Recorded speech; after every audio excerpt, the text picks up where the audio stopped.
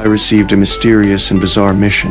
I have to hang landmines on the steep cliff face every day. The purpose is to guard against unknown terrifying creatures, and I live in a bunker dozens of meters high. Across the Grand Canyon, there is another identical bunker. Any contact between us is strictly forbidden, and this mission is top secret. I not only have to cut off all contact with the outside world, but I also have to stay here alone for a year. My daily work seems simple, but there is absolutely no room for complacency. I need to check if the radar is functioning properly, check for any damage to the protective netting, and confirm that the heavy machine gun has sufficient ammunition.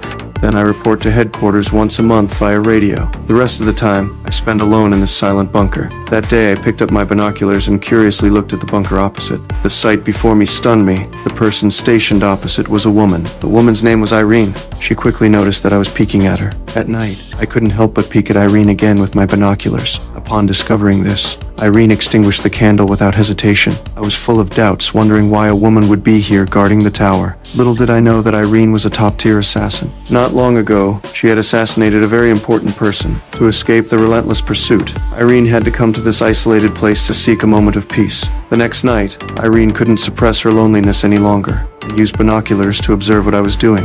Then she wrote a few words on a piece of cardboard, and then fired a shot into the sky. The gunshot was particularly jarring in the silent canyon. She was the first to break the silence between us. She asked for my name. I heeded my superior's warning, stating that communication between the two of us was forbidden. But Irene wouldn't give up so easily. She directly raised her sniper rifle and fired a shot, shattering my teacup with a single shot. She also made a series of provocative gestures, her eyes full of mockery. I felt my dignity was greatly challenged.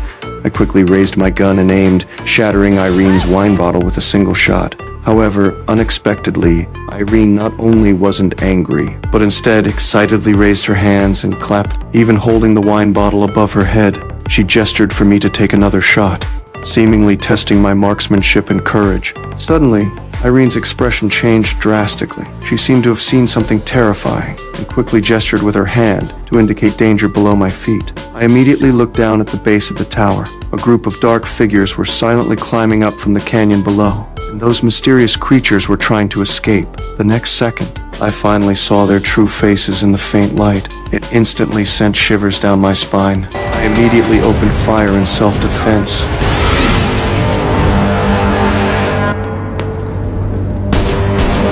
We both quickly entered combat mode. We worked together seamlessly.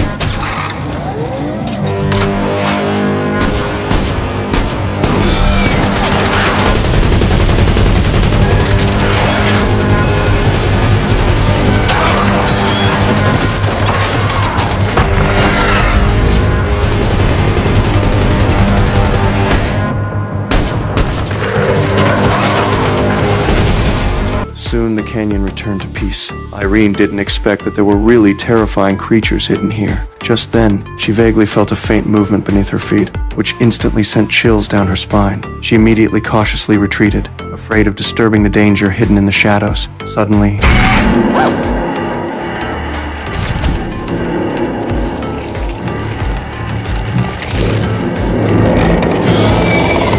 Irene didn't have time to think, and immediately pulled out her pistol and fired wildly at it.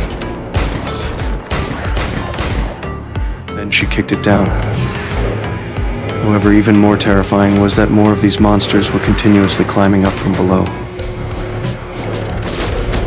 Seeing this, I quickly adjusted my position. I accurately shot down one of the monsters. When the monster fell, it triggered a landmine, causing a violent explosion, but the fragments from the explosion injured Irene. I immediately activated my heavy weapon. A dense hail of bullets rained down. Irene, ignoring her injuries, quickly used her machine gun to eliminate the monsters below me.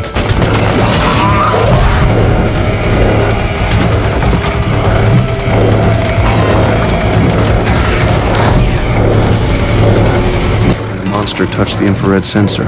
All the heavy weapons in the canyon were activated instantly. Powerful firepower formed an impenetrable and tight network of fire on both sides of the canyon.